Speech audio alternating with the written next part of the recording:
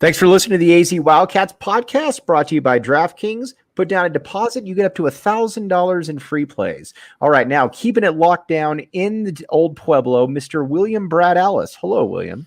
Hello, Michael. All right, so fill me in right now. What's going on in Brad Ellisville? The lull is almost up. Hockey season started on Thursday, so I have played, 4 hours of hockey since Thursday, including, I think, the first time in history I played an over 40 game and an under 12 game. They had no goalies, so they asked me to stick around and play the elite under 12 travel team. And then the challenge was, how hard do you play? And then, how hard do they play? Tyler and Riley, my twins, are both on the school volleyball team. Girls and boys, first year of volleyball is offered boys volleyball for elementary students. And then, baseball and volleyball season will start. And so I'll start coaching again. So, and including all of that, we adopted 2 puppies about 2 weeks ago. Adorable for sure. Very good. Very good. All right. So let's talk. I'm not sleeping, basically. Yeah. I was going to say, Brad, you're probably not sleeping much then. No. All right. Let's talk some Arizona football. Obviously scrimmage was in the books. Everybody's talking about Speedy Luke fam. We'll get to him in a minute, but I wanted to start to Brad. This is the first time I've felt in about 3 or 4 or 5 years. Again, I'm not saying Arizona's good this year, but this is the first time that I felt in quite a few years that I didn't think they were going to stink though either. Is that right? Is that a fair mark? Where does William go with that? I guess it's how old school you are and what your definition of stinking is. Right. They may only be a 3-win football team. Right. But I think they're going to be vastly improved. I think the problem is I think there's still enough major holes, and the schedule's tough. I mean, the 3 non-conference are difficult. And then you've got that, middle 6, where you've got some combination of, again, USC, UCLA, Oregon, I think at Washington, Utah, before you get like that Washington State ASU reprieve at the end. Well, and those could still be 2 better football teams in Arizona. So they got a lot going against them. The schedule didn't break their way. But again, they should be improved from a talent standpoint. But are they good enough on the offensive line? Are they good enough in the defensive backfield? Do they have enough on the defensive line? And if they can answer those questions, then maybe we can start getting greedy and trying to figure out where 6 wins come from. Right. But if not, then you may have to be satisfied. And I think, honestly, most fans would be. If they can go, 3-9, but of those 9 losses, 6 are competitive, I think most fans who are realistic would be happy. In fact, my dental hygienist, who was a big fan of yours from radio, thanks. Says she's like, I don't even listen to that old station anymore. Good. It's like, if they can just win a couple but not stink, I'll be happy. And, so I think that's really, you're just looking for improvement.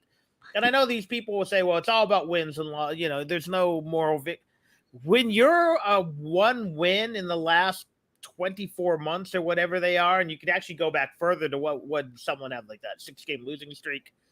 Yeah, you have to take moral victories. You can't build a program overnight. You can't plop one elite talent in like you can in basketball and suddenly turn around the fortunes of a program. So that's where we're at now, because all the best players, with maybe the exception of Jacob Cowing, are freshmen and sophomores. Yeah. Okay. So let's talk back. The A Ray put it very well. He says the bet on DraftKings Sportsbook code word PHNX could be 5.5. I'm taking the over. Back the A. Let's start at the quarterback position, Brad. Jaden DeLaura has started to look really sharp. He looked really sharp in the spring game, in the last fall scrimmage. I'm kind of at the point too with him where sometimes guys are just better when the lights come on. And you were right there, and you talked about it before. You were right there on the ground when Matt Scott and Nick Foles were playing. And, there was just something about Nick Foles when the lights came on. And with Jaden DeLaura, we're at the point now where he's played well enough in these scrimmages. He was the Pac-12 Freshman of the Year, that the guy just gets it when the for the lack of a better term, when the bullets start flying. Yeah, and he's a instant upgrade to the quarterback position. I think when you combine him and Fafita, that knocks McLeod essentially to third, although McLeod may be the backup quarterback this season, you're instantly upgrading at the quarterback position. But we also have to remember that de Laura, while he had some amazing games, he struggled in a few games as well. Most notably, the early season last year losses to Utah State and USC. But he also had, 399 yards against Oregon State. Right. 280 in a loss to Oregon. 303 against Portland. It's Portland State, I know. So he had to, is he an instant guarantee? It's not like you're dropping a surefire All-American in there, but here's a guy who's been good more often than not. But he's going to have to get help from the line. I think he's going to get help from the receiving corps, because suddenly I think we're looking at Arizona going, I think, 5 or 6 deep of legit Pac-12 receivers. And I think that's important to this program. So, yeah, I'm encouraged by de Laura. I would have loved him to have a more consistent camp. And I think he will have, up and down season. But again, is he better than Will Plummer? Yes. Is he better than Gunnar Cruz? Yes. Is he better than Jordan McLeod? I hope so. But I believe so. Right. So, yes, I think and frankly, it's probably the strongest Arizona's been at the quarterback position, at least since a healthy Anu Solomon, and maybe since Matt Scott. You could maybe go back and we'll talk about the passing game and how that all fits in. But look at Kobe Thiel. Great point here. If you think about it, if we had better QB play, we probably win 2 or 3 more games last year. De Laura will be a huge boost. I agree with that. I mean, I know that Arizona won 1 game, but if you were to swap out the catastrophe that was Cruz and Plummer and put in Jaden de Laura, you're probably looking at a 3 or 4 win squad there, Brad. It most likely they beat BYU and they beat at least NAU. And that's not even getting into the Utah game or what could have happened if a healthy de Laura goes into the 4th quarter against UCLA. So yeah, I think he makes a good point. And yeah, let's see if they, again, let's see how de Laura be consistent, and B, remain healthy. All right, now wide receivers, because this is an incredibly exciting unit here. I am going to go on record here, Brad. And again, I could get into trouble with this. I don't care. I'm going to go on record here and say this is the most talented group of skill guys that the school has had. And again, it's going to take some time. The most talented group of skill guys this school has had since the late 90s, where you had Trung and you had Dennis and you had Jeremy McDaniel. And here, let's talk about it. At the wide receiver position, you got Jacob Cowing. Everybody knows about Jacob Cowing and what he could do. T-Mac has certainly shown to be the real deal. You look at Dorian Singer as a guy that he just makes plays. We're not even talking about guys like Kevin Green or Jamari Joyner or Rayshawn Speedy Luke Pham, who we'll get to in a minute. Brad, there is a ton of talent there. Yeah. Anthony Simpson, great point. I keep forgetting about him. This is with Jonah Coleman now in the backfield, again, Speedy Luke Pham, you've got all kinds of different options here that we haven't seen in quite a while. Yeah, I mean, I think there's still some questions to the running back position as a guy. Is there a guy who can, or a combination of guys who can average 4.5 yards a carry? Right. I think the number one guy is going to be Williams, the transfer from Auburn/Florida State.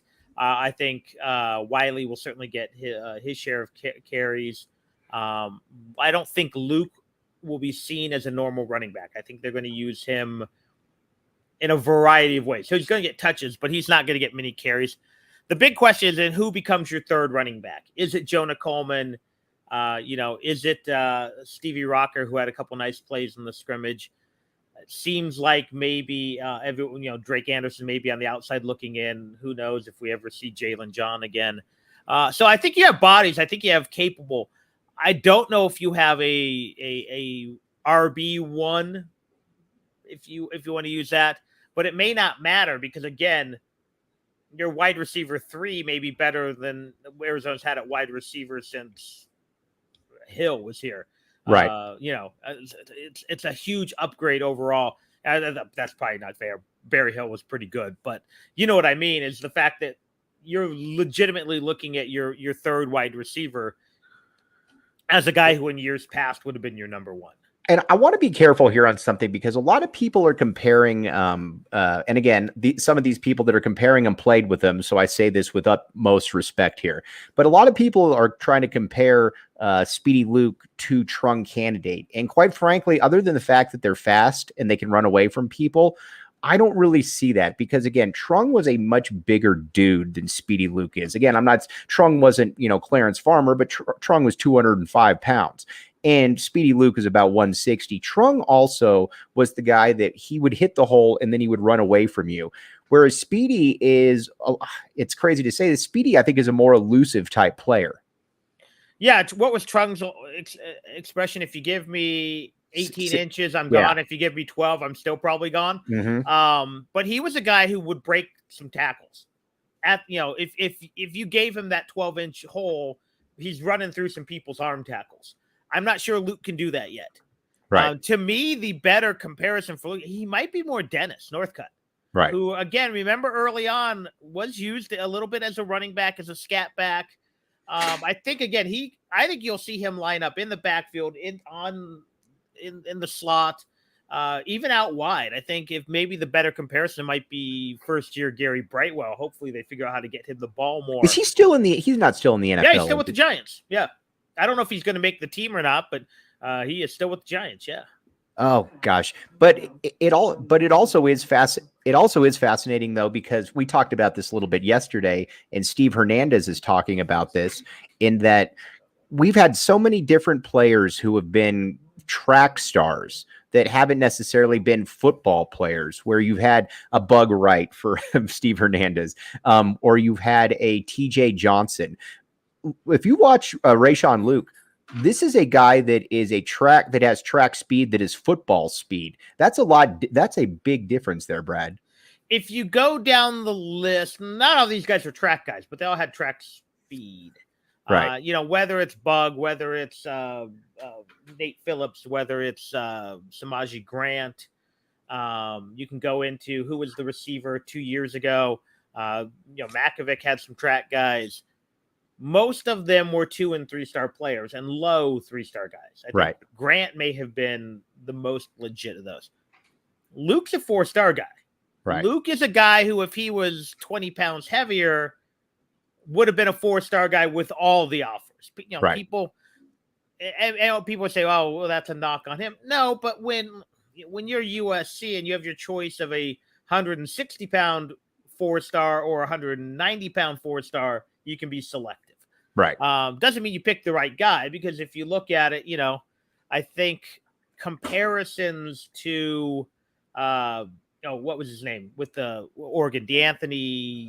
That's where I kind of go with it. Or even maybe not Deshaun Jackson. Jackson was deceptively thick.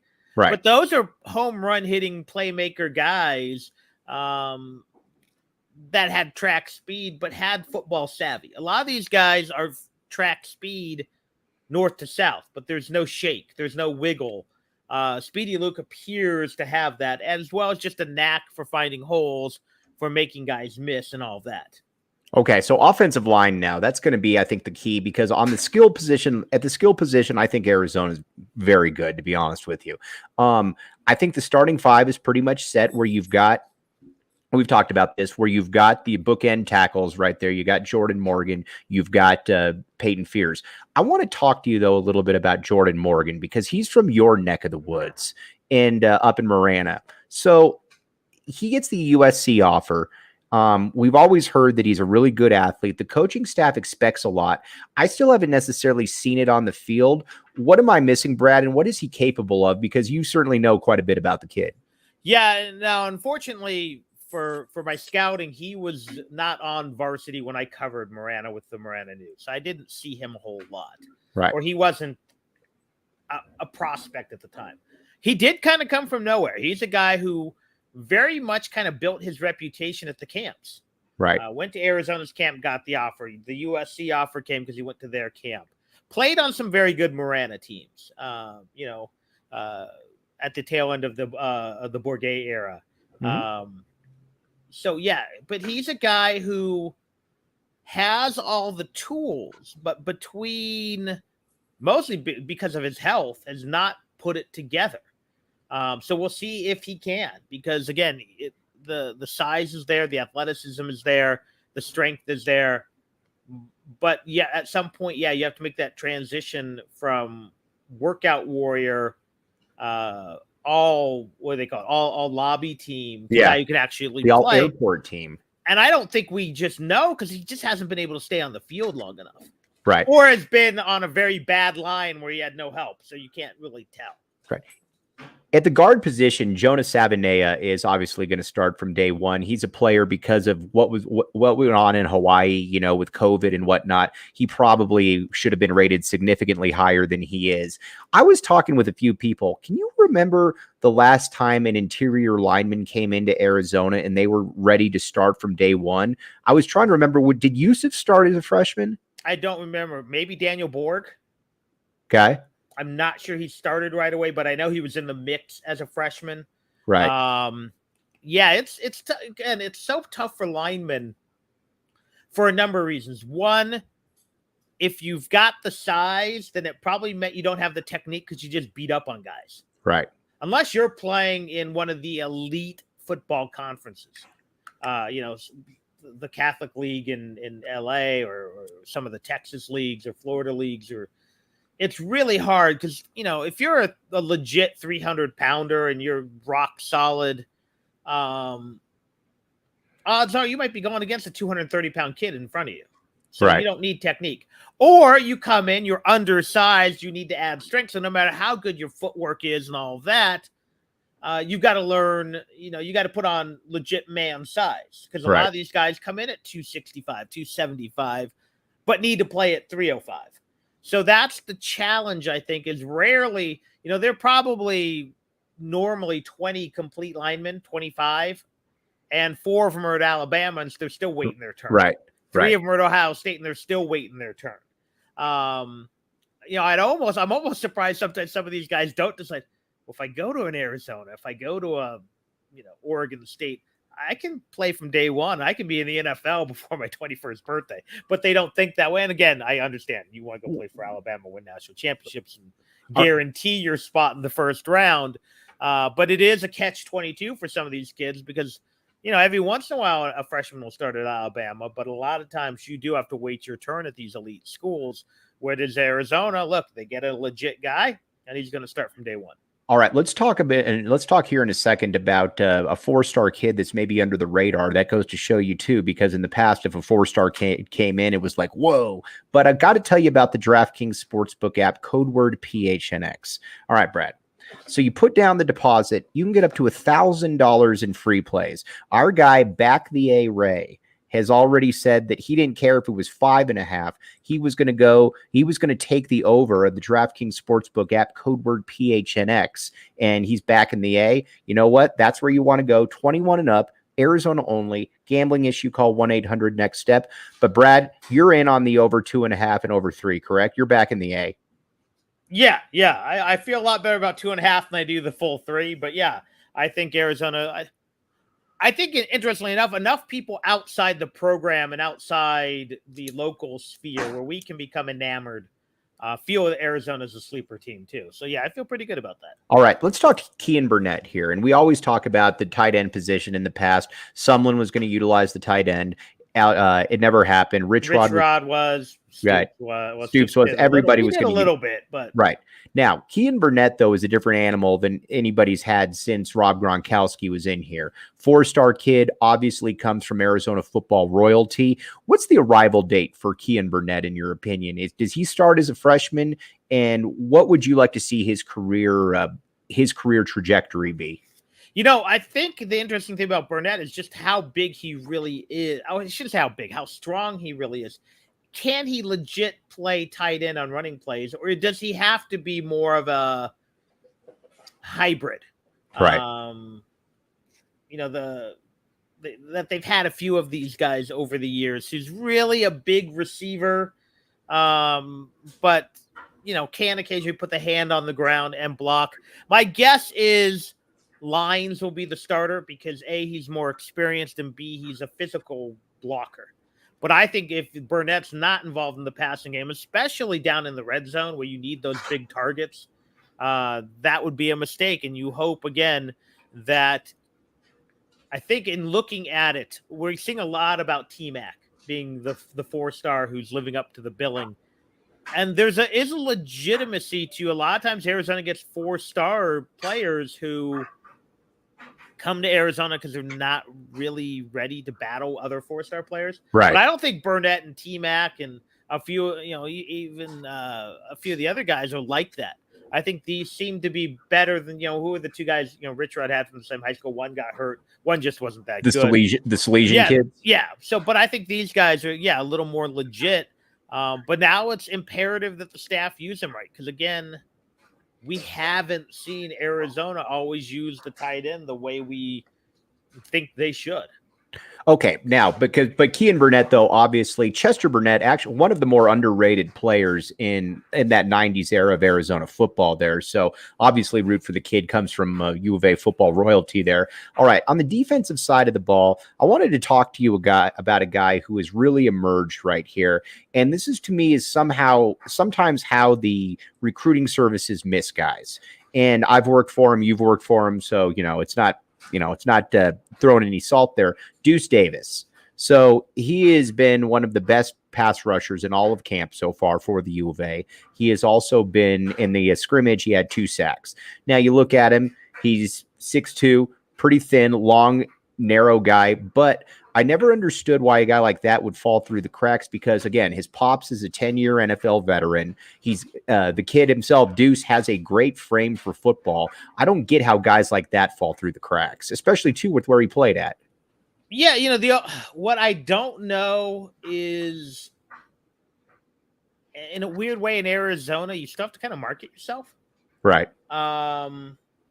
Because, and frankly, one of the things that has hurt Arizona recruits a little bit from the ranking standpoint is that one of the main evaluators of Arizona talent went back into coaching high school. And that's the guy at Brophy, who did, I think, the Rivals Arizona site. And he was a JC coach, but he's very active promoting kids to other schools. Well, now he's doing that with his Brophy kids. Right. Which he should be. He shouldn't be promoting Hamilton and Chandler kids.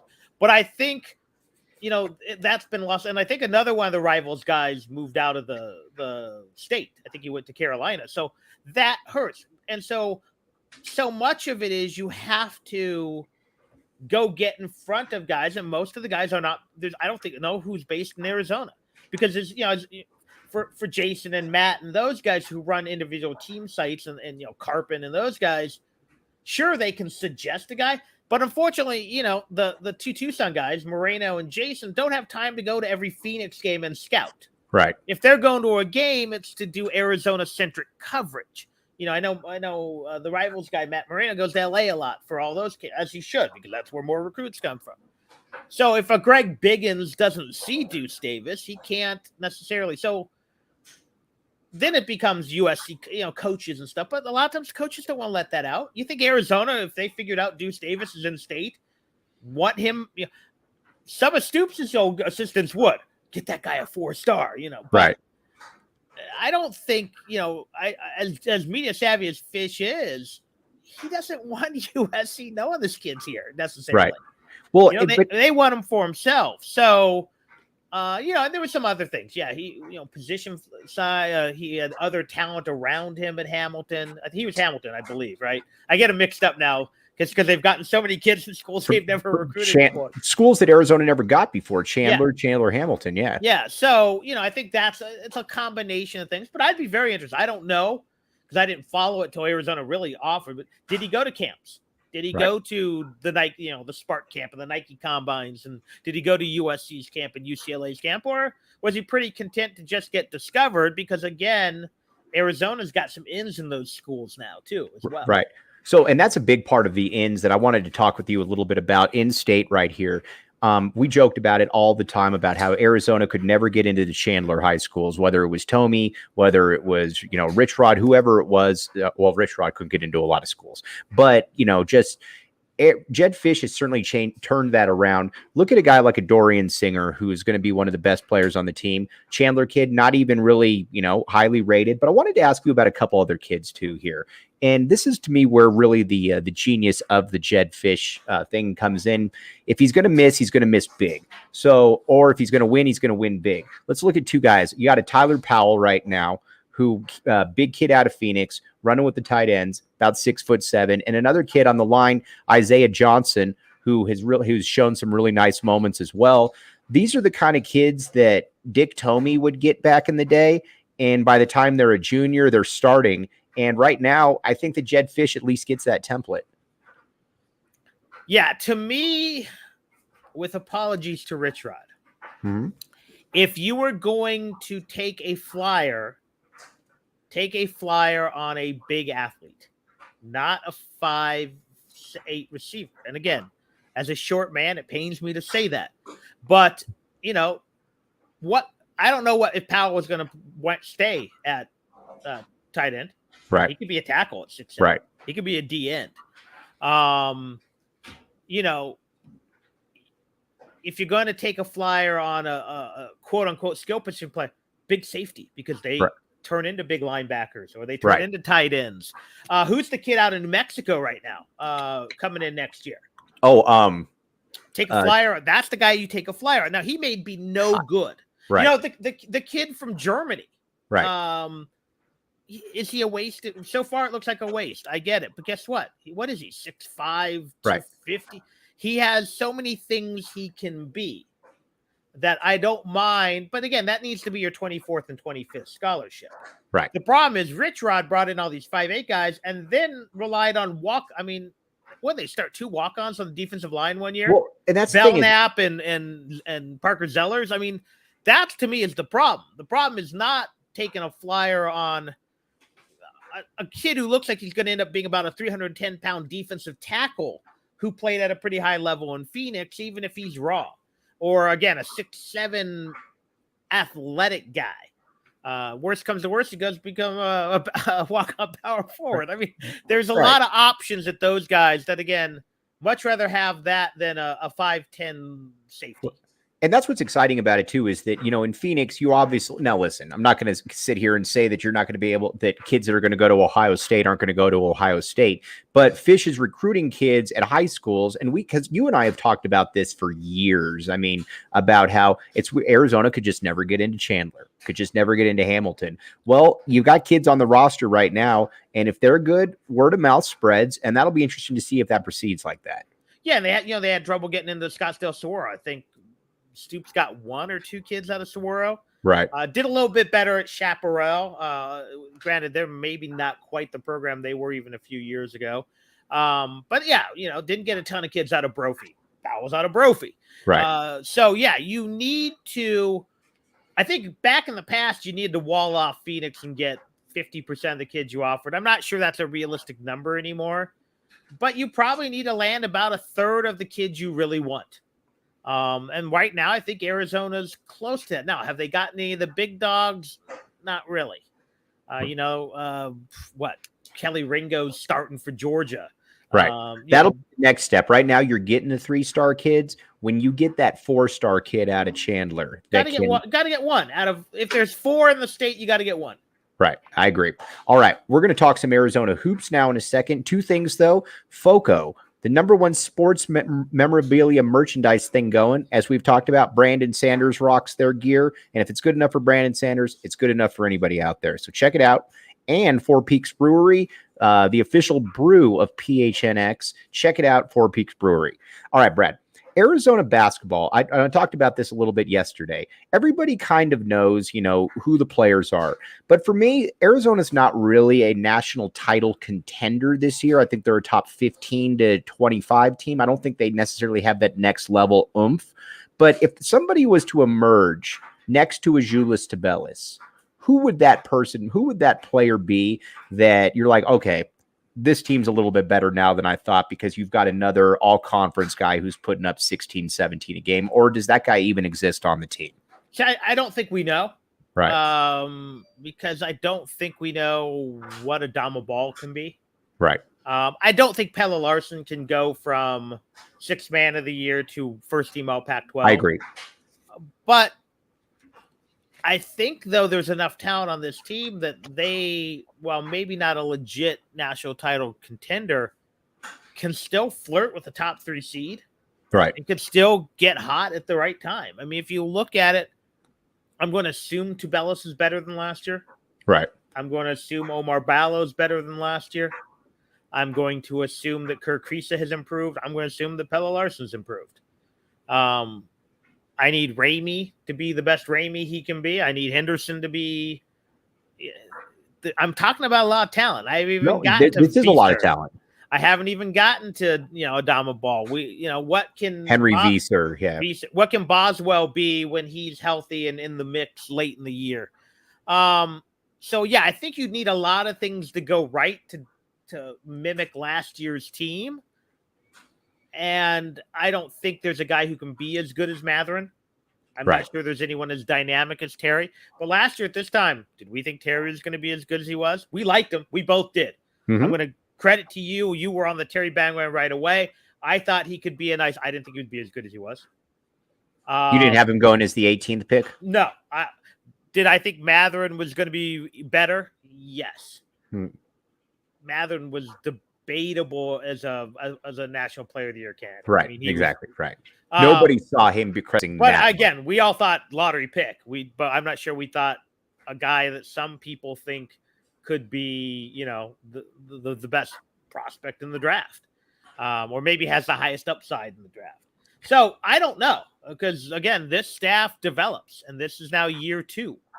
I think at the end of the day, they're going to go as far as Kerr and Ramey can take them, and it may be one or the other. They're going to need someone to really kind of explode onto the scene. I think your best candidate are Visser and Ball, but I think this is a team that's going to compete favorably in the Pac-12 and probably be in the mix for a Pac-12 title. All right, and can maybe sneak into a top 3 seed and make some noise. I'm curious to see what Kerr Cressa can do this year, because we've talked about it before, but you look at it, the shot is pure. He came in as a shooter, but he didn't make shots at nearly the percentage he did. The one thing that we've always talked about him, though, is that he is a gamer and that he has shown that ability. But to me, Brad, I need Kerr Cressa to be shooting about 43% from the field and about 38-39 from 3, not 38 and 32. That to me will make it a much better team. Now, I got a question for you, Mike. What's that? You like to ask the questions. I do. First of all, do you remember Pedro Guerrero for the Dodgers and Cardinals? Oh, yes. Very much so. Pedro Guerrero hit better as a left fielder than he did a third baseman. Because you're so worried about fielding. Right. Do you take Kerr Cressa off the ball and give it to Ramey and let Kerr Cressa be the 2? And Interesting. If so, will that improve his jump shot?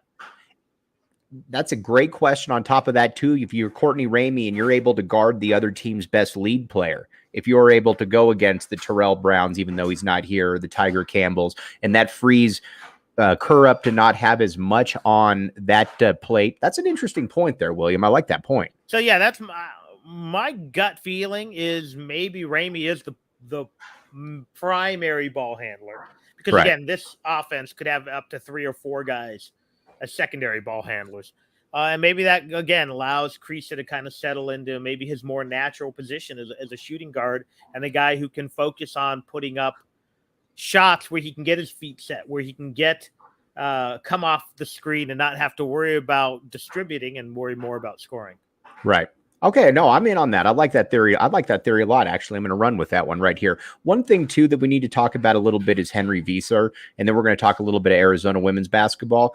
But, again, I want to – and BCAT, will we be a better three-point shooting team?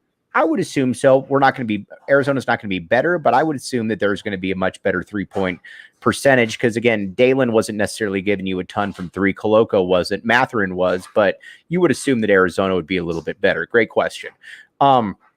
Henry Visser. Arizona hasn't really had a guy like that come in with that kind of build, maybe game, and he's better than the guy that I'm about to mention since maybe Ivan Radenovic. And Ivan came in, he was all right. He had a good first game, if I remember. But had a monster first game. Yeah. But Visser is a player that I still look at, and I think that arrival date is next year. Again, he's going to be good this year, but I think some people are lumping way too much on him because, again, I've seen him up close now. He's a skinny dude.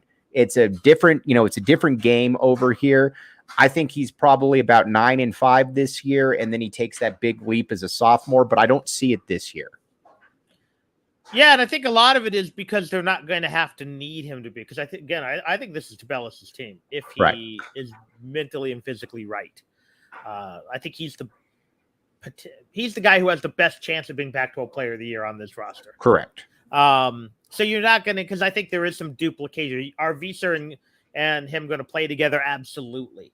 But there's some duplication in their game where you don't see that duplication with either of those guys and Bala. Mm-hmm. So yeah, I think one can detract from the other, and at the end of the day, you're going to default to the better older player. But yeah, I think Visser comes in. He's very intriguing, very interesting. He's going to have some big games, but we also have to remember that not only is he transitioning from high school or to college, he's transitioning from Europe to America, from European ball to American ball. Not knowing enough about him. How much of a language issue is there? I don't know if he's completely fluent, partially. I mean, obviously, in Europe, you know how to speak some English. But again, I don't know how much of a culture shock. Some guys, it takes a while. I mean, Dusan Ristic took a while to get acclimated. It almost took him 2 full years. I know he actually he was very entrenched with the Serbian community here because he didn't necessarily know who to trust. Other guys come in and adapt immediately. Right. Some come in and they're Kirk Cressa, and you can tell that they're just comfortable being with the media, being around people. Exactly. And others, Koloko had to transition to America when he lived with his sister and then to college basketball and then still learning the game. So I don't know with Visser. I don't know how quick that transition will be. And that might be part of it as well. But again, Tabelis is going to be, I would assume, the primary big man when it comes to getting touches, getting opportunities to score. All right, we're going to talk about a little bit of Arizona women's basketball here, but first, got to pay the bills. The DraftKings Sportsbook app, code word PHNX. You put in the deposit, you get up to 1,000 in free plays. William, what is the over on the Chiefs this year? I think it's like only 10.5. And let me ask you this, William. If you were on the DraftKings Sportsbook app, code word PHNX, would you take the over on the Chiefs, or would you back the A and take the over of 2.5 wins? I think they're both good bets. So you might parlay those both on the DraftKings Sportsbook app, code word PHNX. People are ready to. The Chiefs aren't finishing 4th in the AFC West. They're not finishing 3rd in the AFC West. Correct. Maybe 2nd. I mean, all I want to say is my man Mahomes, without Tyreek Hill, has had 3 possessions in the preseason. He has 3 touchdowns, and they haven't run an inventive play yet. So don't put dirt on him yet. To our good friend Justin, we'll see what your Chargers can do. To our good friend Troy out there, does Russ still have it? Right. I know we got Raiders fans out there. Actually, the Raiders are the most intriguing team to me out of that bunch. The Raiders are fascinating. Because they could win 14 or they could win 4. Right. So check it out, though. DraftKings Sportsbook app, code word PHNX. All right, moving over to some Arizona women's basketball. I think back all the time to when Lute, after you started losing a lot of games in the early rounds of the tournament, and Lute had a lot of success, but he said, all right, we need to pivot here. We need to do something else. I kind of wonder if that's a little bit of what's going on here with Arizona women's basketball. Obviously, you come off the national championship run. Last year, it was a struggle to score. Defensively, you were good, but it was a struggle to score. You look at this recruiting class that you have coming in this year. You've got Maya Naji, who's the highest rated player to ever sign with the U of A. Then you've got 2 whirlwind guards off the dribble, in Paris Clark and Kaylin Gilbert. And then you got a little Maya Hilton, obviously, and from Canada. And then the following year, you got 2 top 10 players as well. I kind of feel that last year might have just been that bridge year to a more dynamic roster where Adia doesn't even look back after that. Yeah, and I think part of the problem is, and this is not my criticism of Adia Barnes at all, but a couple of your transfers did not live up to their billing. Right. And you lost some of the international players. Either they didn't live up to the billing or they didn't make it here. Remember, they had a couple big time international players who never showed up, who were supposed to be. So yeah, you had the problem is you lose Ari McDonald, and your backcourt couldn't score. Right. Pellington's nice, but Pellington can't shoot. Pellington can drive, but you can't shoot. And the other guards were defensive oriented players. And some of the other players you were counting on, who was the one transfer came in, she averaged 17 points a game. At her last school, she couldn't average 8. Right. I know there were people clamoring for like Taylor Chavez, who had one really good shooting year at Oregon, but the rest of her career has not been a great shooter. I think in some ways Adia has reinvented. They're still relying on transfers, but they're really going heavy domestic now, as opposed to going, because she doesn't have to rely on the international. Be interesting to see if Tommy makes that switch, and I'm not sure he would. But Adia also had a bigger hole to dig out of than Tommy Lloyd does. So I think saying last year was a transition year. I think they had some injury issues. Again, some players not performing up to what they did at their prior school, and all that hurts. Right. But see, now, though, I think that you got a little bit more of a margin for error, though, because you obviously, assuming Kate Reese comes back, you obviously pencil her in right there. She's proven. And then you've got other returners, obviously. And then you bring in the players that I was just talking about. And then you bring in transfers. And these are going to be interesting transfers, though, because you've got a Jay LaVille out of ASU who averaged 17 a game and lit up Arizona last year. So you've seen up close what she can do. And then you've got a Lauren Fields who put up 15 a game at Oklahoma State, then an Esmery Martinez, who was kind of your jack of all trades, 12 and 8. These are players that at least at the Power 5 level have shown that they can play. Like you said, it's always interesting when you transfer, but the guess here is that all of these players can play. Yeah, and again, you never know, because again, the player from Vandy couldn't even come close to her numbers last year, and then she's already gone. But otherwise, you got Reese, and again, if you can keep Reese healthy, that was part of the problem. She was not right in the NCAA tournament. Right, so you're coming off of that shoulder injury. You throw those 3 transfers in with Najee, with Lauren Ware. You've got a very solid 8 minimum, and then if you can get a few of the others to continue to evolve and develop, you're in a very nice place. You got Pellington running the show again this year, and she's so dynamic. I'm very encouraged. But again, now you take that pressure off of her, because she had to try to shoot the game winner and made it once, I think. But you don't want Shayna Pellington taking the game-winning 3-pointer. And apologies to our boy Reggie Geary. You didn't want him taking the 3-pointer either. Sure. You wanted him guarding the last shot. Same thing with Pellington. Right. And I think this squad, though, before we sign off, let me ask you this. In the next 5 years, does Arizona make another Final Four? Yes. In the next 10 years, does Arizona win a national championship? I would say yes, but I think, again, that's such a the NCAA tournament is such a crapshoot. For sure. There's no reason Luke should only have one. Right. And Luke won one with one he shouldn't.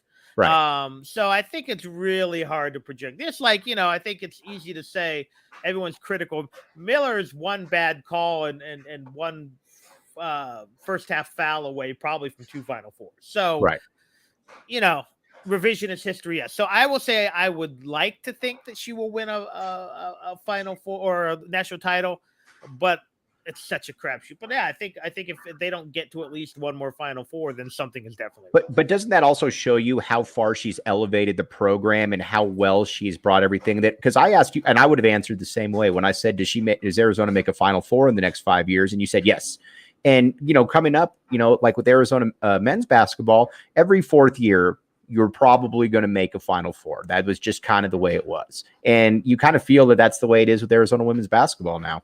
I got a bigger question for you is, how many years does Gino have left? And how many years left does Tara have left? Right. See, is Adia Barnes, along with maybe Dawn Staley, 5 years away from being the face of college basketball? I think that's exactly what she is. And on top of that, you know what's exciting? And people ask me all the time, do you think she'll stick at Arizona? The thing that first of all, besides being an alumni, which certainly matters, she can win a national title here at Arizona. She's already shown that. She's recruiting at that level. But I think the thing that's so enticing, though, about that is, and it's kind of like the Lute situation, whatever success you have at Arizona is going to be all you.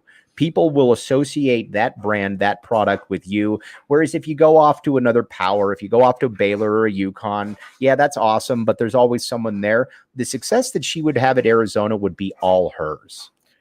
I don't think the appeal of the WNBA is there. I just don't think it's a big enough deal, to be honest. I agree. Who's the best coach in the WNBA? I don't know. Right. Who's the best? Who the best coaches in women's college? Who are the best coaches? It's Kim Mulkey. It's Gino Auriemma. It's Tara Vanderveer, and a few others. Don Staley. Right. So the fact that two dudes who didn't really follow a whole lot of women's college basketball, we know who Pat Summitt is. Yes. Right. Who was the New York Liberty coach when they won it? I don't know. No clue. Yeah. But so I don't think there's that appeal there. And again, as an alum, as someone raising a family, as a place that will put the necessary funds into women's college basketball, at least now. And that's, I think, if you're going to lose Adia Barnes, it's because something sours with the administration, not because Tennessee comes calling. Right. And again, maybe Tennessee's the bad example because I guess you're getting further and further away from the Pat Summitt era. So maybe there's you can rebuild that program. Right. But otherwise, it's like maybe bring back Nia Butts if you're Tennessee. Yeah, that'd be a great move. So yeah, I don't see Adia leaving for another job unless something sours in Tucson. Again, Kiki moves on. They bring in someone. They butt heads. They slash the budget. She can't recruit at the level because she's taken. We've seen the problem she's had with airlines already. Right, for sure. When she's taken. Sandpiper Air, if you remember Wings, that's a funny reference. Right. I know. That to me would be the only way you're going to lose a deal. Or if she just gave up on coaching. But I think if you've survived infants and toddlers, I don't think that's going to be the problem. He is William Brad Alice, and everybody out there, again, thank you from Kobe to B-Cat to Back the A Ray, everybody on there, Steve Hernandez, all of you guys, MLS Central, all you guys, fantastic. Tina, appreciate you all. We will be back with you next week. For Brad Alice, I'm Mike Luke. Before we sign off, though, Brad, where can they find all your stuff? Just follow me on Twitter, WSR Brad. The podcast is going up. Probably have 2 this week, and then we'll really jump into it game week. You can find that on Anchor, Spotify, although Google's not updating for some reason, but it should be on Google and Apple, anywhere you find your podcast. For Brad Alice, I'm Mike Luke. You've been listening to the AZ Wildcats podcast.